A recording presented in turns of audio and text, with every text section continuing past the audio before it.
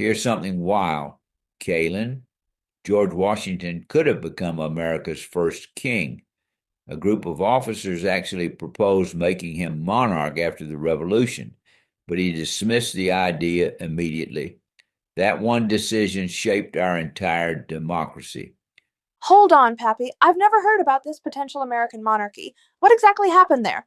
Well, Kalin, these officers, known as the Newburgh Conspirators, were frustrated about not receiving their pay, and they believed that having a king would create more stability. However, Washington was so appalled by the idea that he delivered a passionate speech condemning it. You know what's really interesting? King George III later said that Washington's willingness to give up power made him the most incredible man in the world. It's fascinating, Pappy, how his personal choices continued to shape the country.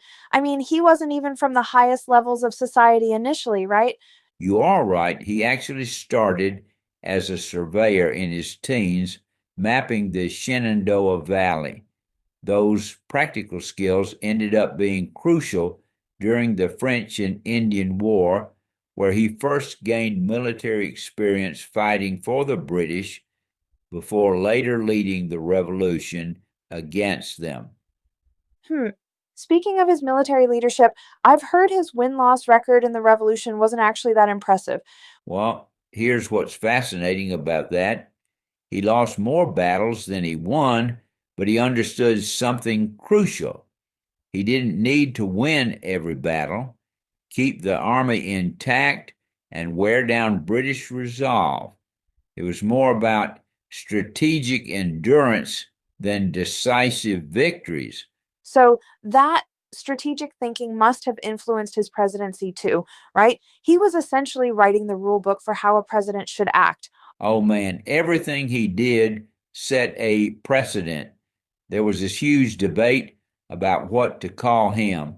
Some wanted His Highness or His Excellency, but Washington insisted on the simple Mr. President. He also established the cabinet system, which wasn't even in the Constitution, and started the two-term tradition by stepping down when he could have kept running. That's a stark contrast to how most revolutionary leaders behave. They usually either hold on to power or are forced out. And you know what's really interesting about his post presidency life? He ran one of the largest whiskey distilleries in America at Mount Vernon, producing about 11,000 gallons a year. The place was basically an agricultural laboratory.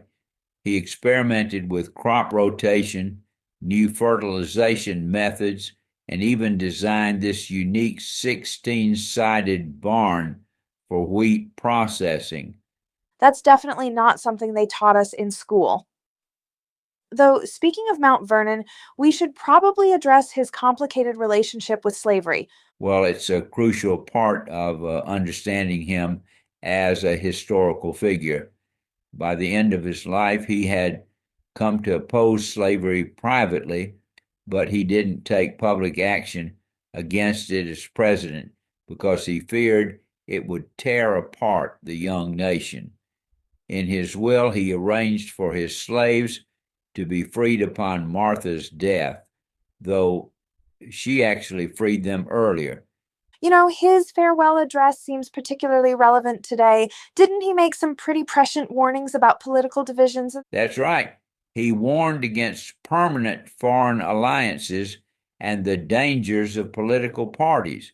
He was really concerned about maintaining national unity.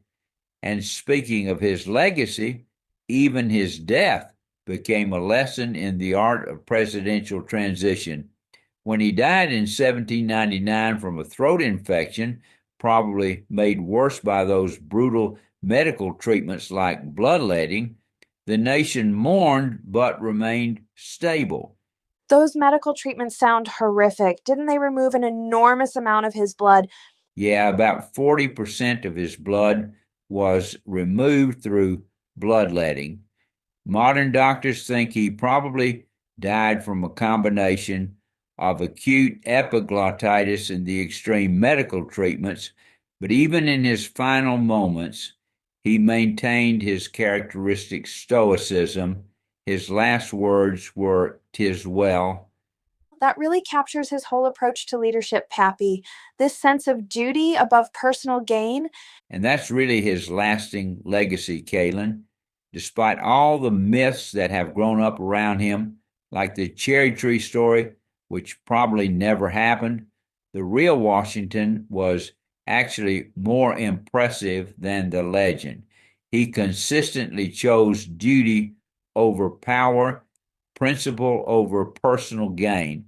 And that's why he truly deserves the title Father of his Country.